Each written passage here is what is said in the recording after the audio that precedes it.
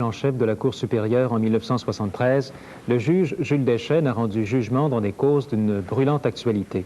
Qu'on se rappelle son jugement déclarant constitutionnelle la défunte loi 22 sur la langue officielle et celui de la loi 101, plus précisément sur l'utilisation exclusive du français comme langue de la législature et de la justice, que le juge Deschênes a déclaré violer l'article 133 de la Constitution canadienne. Dans le contexte politique actuel, quel est le rôle du juge? Quelles sont ses responsabilités? Bien, de ces questions et de bien d'autres, Denise Bombardier s'entretient avec son invité. Monsieur le juge Deschênes, je suppose que dans un contexte de crise politique, il faut bien le dire, dans lequel nous vivons, il n'est pas facile pour un juge de porter des jugements, surtout lorsqu'il s'agit de l'actualité. Bien, il faut s'entendre, le rôle du juge essentiellement est étranger à la politique, avec un grand P, n'est-ce pas? Le juge, c'est un truisme de le dire, est là pour prendre connaissance des faits, lire la loi et appliquer la loi aux faits qui sont portés à sa connaissance, rendre en conséquence la décision qui lui paraît devoir être rendue en son âme et conscience dans le litige dont il est saisi. Ce qui arrive de nos jours, toutefois, c'est qu'à la suite de l'évolution de la société dont nous sommes témoins depuis quelques années, il est clair que les citoyens ont recours aux tribunaux, et non seulement les citoyens, mais les autorités gouvernementales également, dans de plus en plus nombreux cas où des décisions auront un impact politique. Ceci ne veut pas dire que le juge croit assumer ou veut assumer un rôle politique. Mais, chose certaine, à la suite de cette affluence de litiges qui portent sur des questions sociales qui peuvent être d'une actualité brûlante ou sur des questions législatives qui vont affecter une grande catégorie de citoyens, sinon la société tout entière, il arrivera que, par la force des choses, les juges seront appelés à se prononcer dans ce genre de litige dont le sort entraînera évidemment des conséquences parfois considérables pour la population du pays. Mais ceci n'est, si je puis dire, qu'un fardeau additionnel qui est ajouté à la charge de la magistrature, et c'est sans doute pas un fardeau que la magistrature recherche. Oui, bien sûr, mais d'autre part, je ne pense pas que les juges se défileront devant le problème. Et lorsqu'il se trouve que vient devant le juge un litige de la sorte, bien, mes collègues et moi-même faisons évidemment notre possible pour rendre la décision qui paraît s'imposer, indépendamment de l'impact qu'elle pourra ultérieurement avoir. Ça, ce sera une question qui dépendra de la société, qui dépendra des gouvernements, mais le juge, lui, n'a qu'à s'intéresser au litige qu'il a devant lui et à rendre la décision que la loi lui commande. Sauf que lorsque on porte un jugement sur des causes, dans des causes sur lequel vous avez porté jugement et qu'il y a par la suite une réaction politique, parce qu'on sait très bien que dans le cas de la loi 101, il y a eu une déclaration du premier ministre Trudeau, qui est une déclaration, bien sûr, politique. Est-ce que ça n'est pas très difficile et ennuyeux? Est-ce que ça ne met pas le juge dans une situation plus difficile? Et vous savez, en autant que ces réactions se produisent après que le jugement a été rendu, à toute fin pratique, elles ne changent rien au rôle du juge. Le juge a entendu la cause, il délibère, il réfléchit, il fait ensuite connaître sa décision. Jusque-là, normalement, rien n'a dû se passer qui soit de nature à le troubler dans son travail et à affecter ou à influer sur la décision qu'il doit rendre. Mais le juge ne vit pas en dehors du contexte dans lequel... Vous avez entièrement raison. Et là-dessus, on peut se souvenir peut-être avec avantage de cette image que l'on a donnée depuis l'Antiquité de la justice, n'est-ce pas, les yeux bandés, les oreilles fermées, tenant sa balance et son glaive. C'est vrai que la justice doit avoir les yeux fermés et les oreilles également à des représentations qu'on pourrait vouloir lui faire sur la qualité des personnes qui viennent devant elle, par exemple. Sur certains effets qu'un jugement pourrait avoir. Autrement, la justice doit être aveugle et sourde à ce genre de représentation. Mais ce n'est pas vrai. Ce n'est pas vrai, par contre, qu'elle doive être aveugle et sourde à la société dans laquelle elle vit et dont elle est chargée, justement, d'administrer la législation. Oui, au cours de vos jugements, et vous l'avez souligné même publiquement, vous avez déclaré à plusieurs reprises qu'il était important qu'un jugement soit pris en tenant compte du contexte social dans lequel il est vécu. Or, il y a beaucoup de juges qui ne nous ont pas habitués à ça, et la tradition ne nous a pas habitués à ça. Bien, vous savez, je douterais fort que, quel que soit l'âge ou l'époque où l'on se place, que l'on puisse trouver un juge qui ait jamais rendu la justice en s'abstrayant complètement du contexte dans lequel il vit. Chaque juge est un citoyen d'un pays donné. Chez nous, les juges sont des citoyens du Canada, sont des citoyens du Québec. Nous administrons la justice en conséquence en tenant compte, évidemment, de la société dans laquelle nous vivons. Et ce n'est pas du point de vue de Sirius que l'on va se placer pour décider un litige donné, mais bien du point de vue du contexte dans lequel nous sommes placés.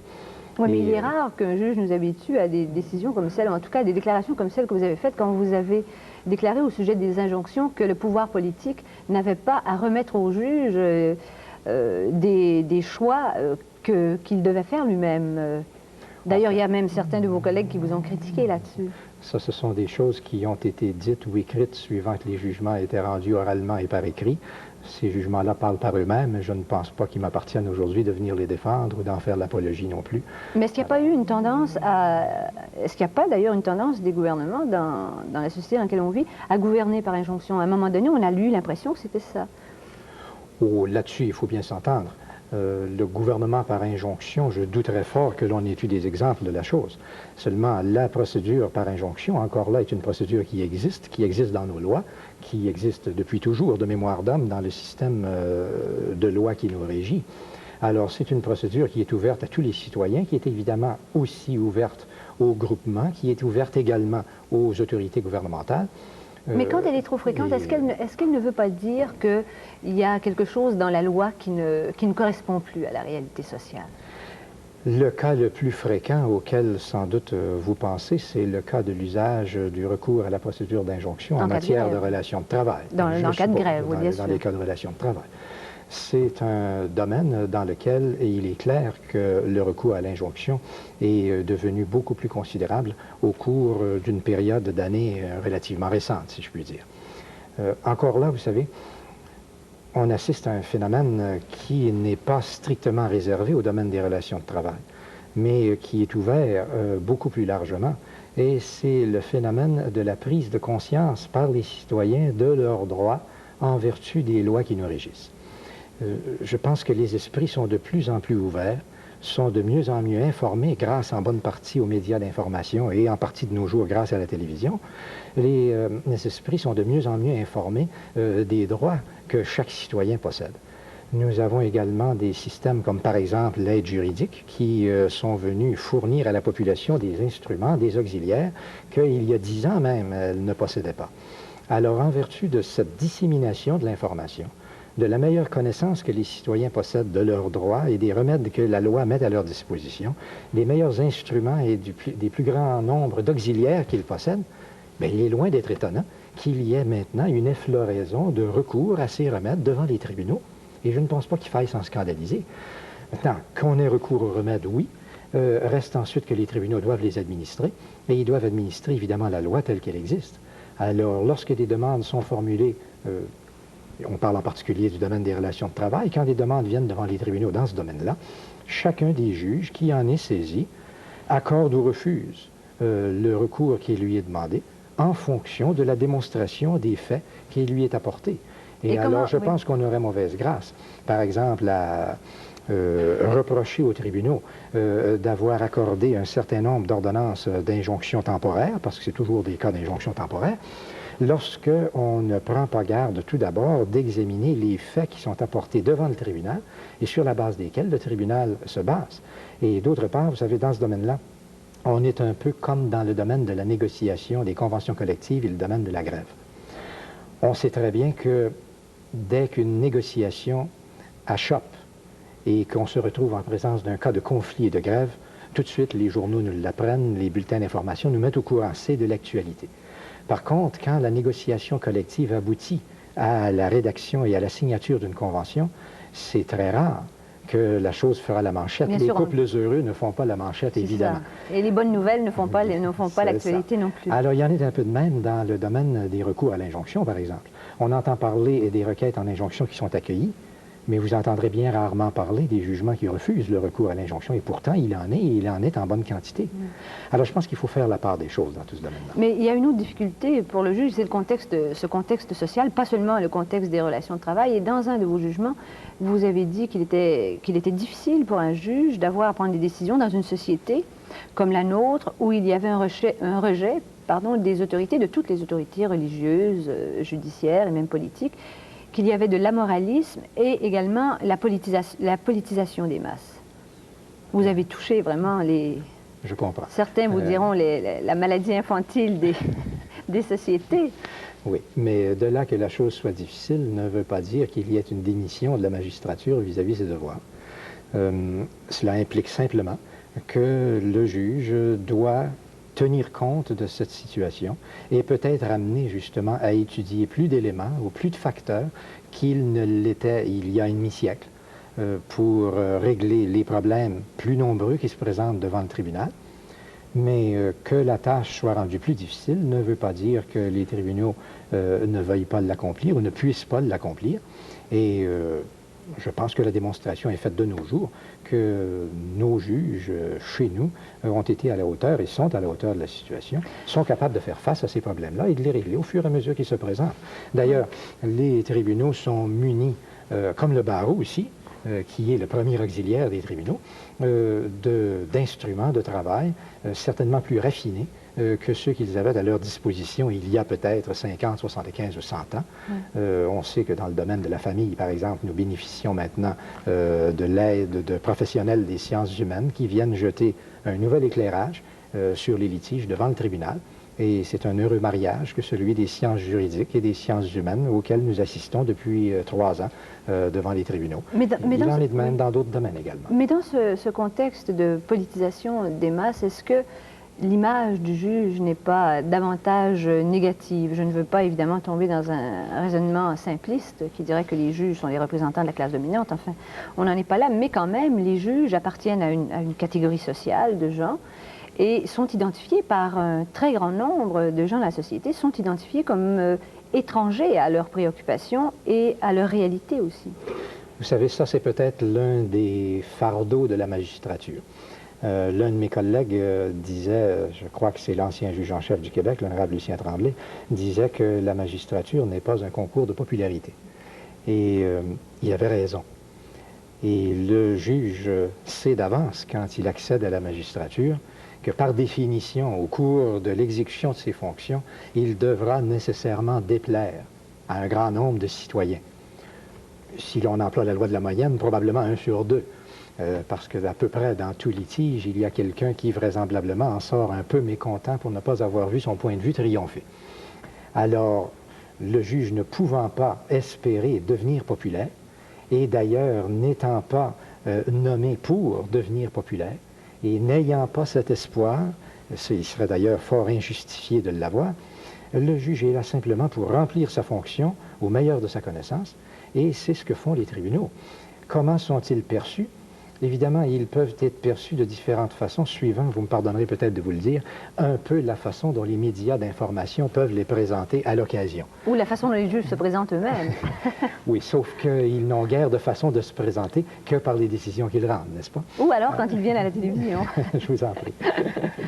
Et il se trouve que le contexte dans lequel certaines décisions seront rendues pourra parfois, malheureusement, donner prise à une appréciation d'une décision qui ne sera pas nécessairement celle qui devrait être fournie.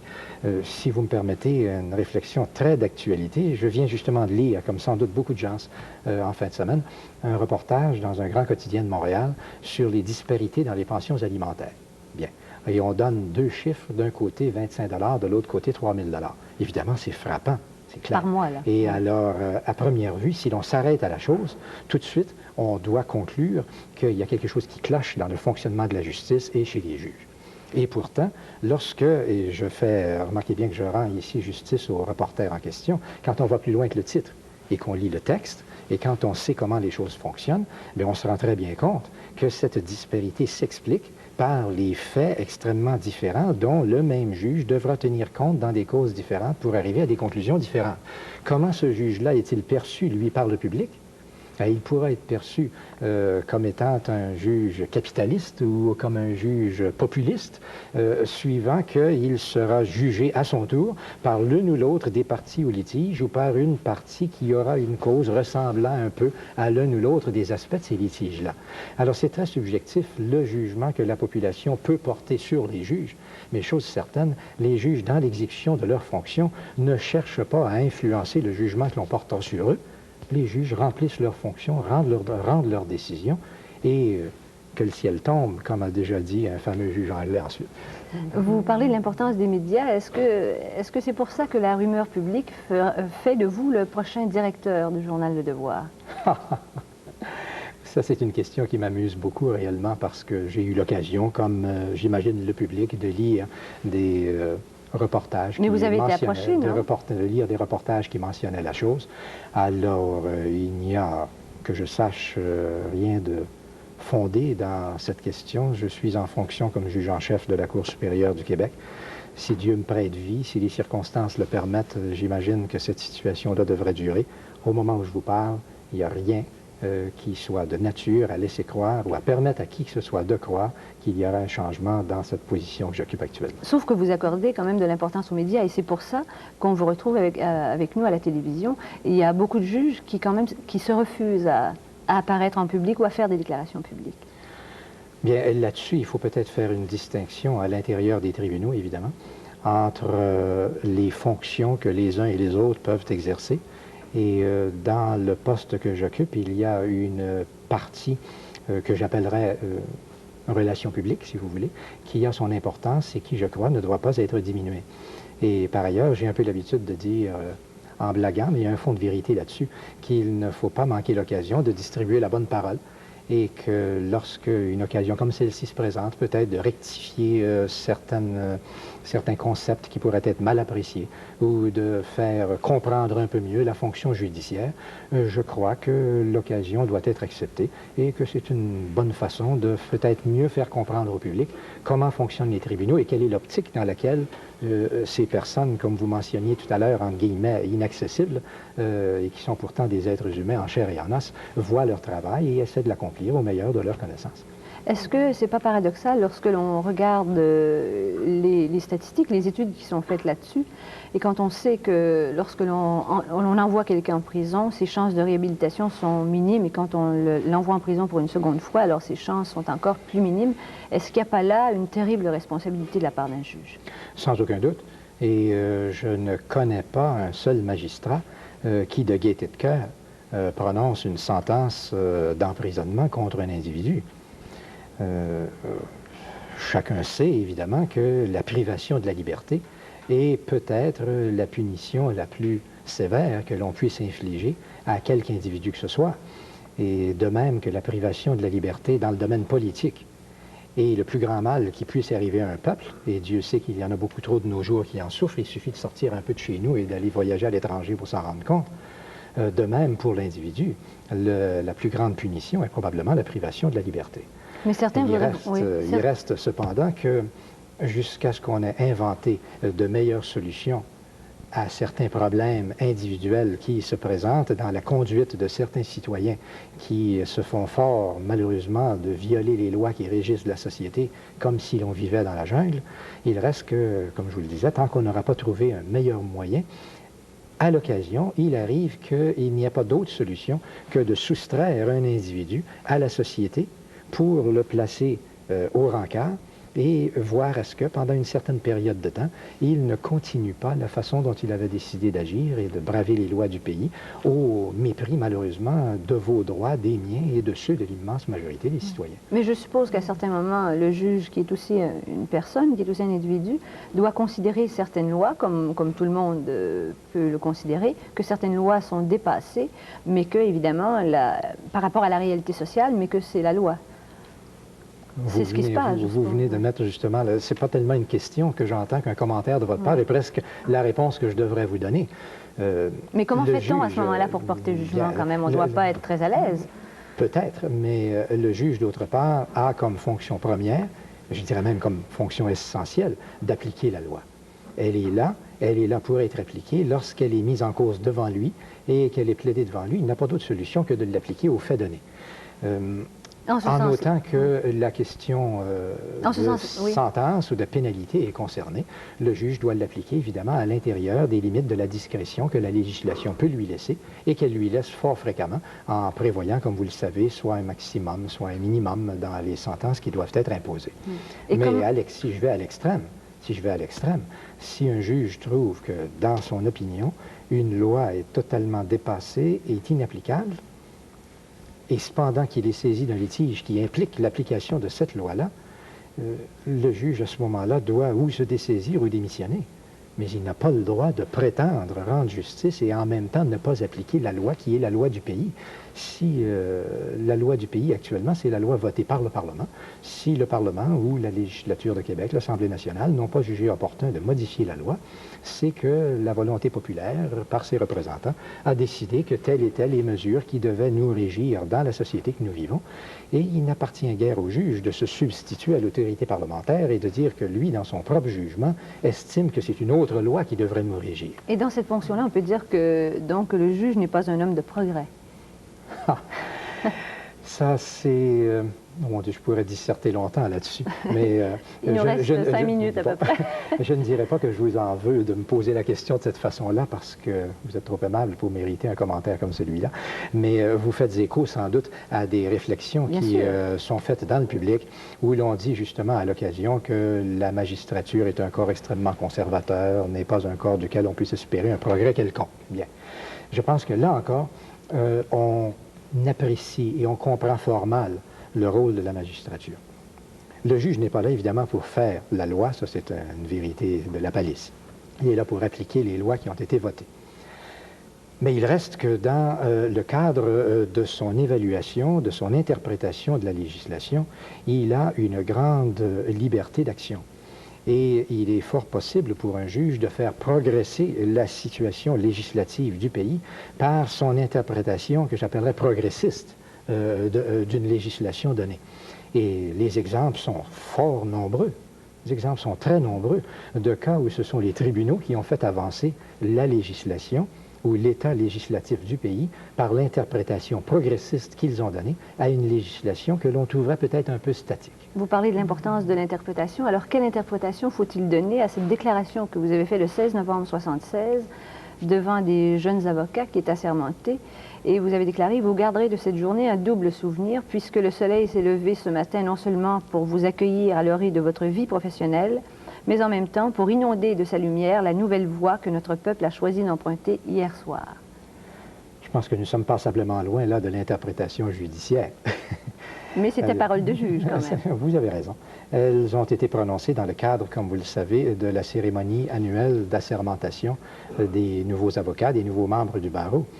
Et il s'est trouvé à cette occasion-là que la cérémonie d'assermentation avait lieu le lendemain matin de la dernière élection qui s'était tenue dans le Québec. Je crois que nous avions dans la salle à ce moment-là peut-être 125, 150 jeunes avocats, hommes et femmes, qui étaient présents pour être assermentés.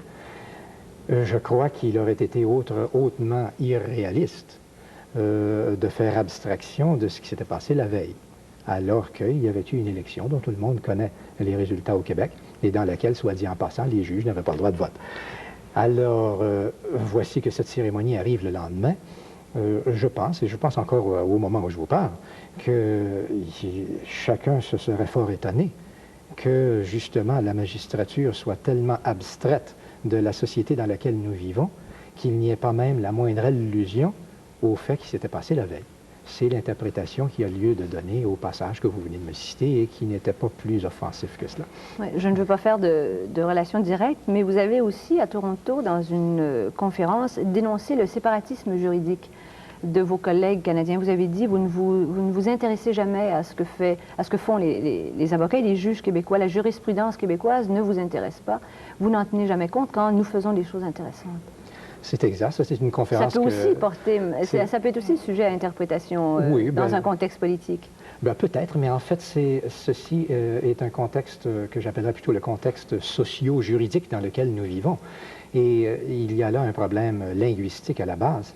Nous savons qu'il existe des répertoires canadiens qui reproduisent les jugements rendus par les tribunaux à travers le pays. Et ces répertoires, évidemment, sont répandus à travers le pays. Ils comprennent en immense majorité des jugements qui sont rendus par les tribunaux des autres provinces canadiennes en langue anglaise pour un public lecteur qui lui-même est en grande majorité de langue anglaise. À Toronto, c'était un peu, si je puis dire, dans l'antre du lion. Je me sentais un petit peu comme Daniel. Et j'ai fait reproche à nos collègues, barreaux et magistrature du reste du Canada, de ne pas se mettre au courant suffisamment, ou même trop fréquemment pas du tout, de ce qui se passait dans le monde juridique du Québec. Alors qu'au niveau fédéral, les tribunaux du Québec administrent les mêmes lois que celles qui sont administrées par les tribunaux des autres provinces du Canada. Or, le barreau et la magistrature des autres provinces canadiennes sont malheureusement trop peu au courant de ce qui se fait au Québec parce que ce qui se fait ici n'est pas publié à travers le reste du Canada. Vous devinez tout de suite qu'il y a là un problème de langue, ce qui implique un problème de traduction, ce qui implique un problème de financement. Et là arrive à ce moment-là tout le problème du financement de l'édition des rapports judiciaires à travers le pays. Mais il y a des mauvaises langues qui vous diront que c'est une échelle de valeur, qu'on met de l'argent là où on considère que c'est important. Si on voulait faire traduire, on pourrait faire traduire. Sans aucun doute, mais je peux vous dire qu'à la suite de la conférence dont je vous parle, s'est tenue une sorte de réunion au sommet à Toronto et que des développements extrêmement importants se sont produits depuis ce temps-là. Monsieur le juge, je vous remercie. Bienvenue.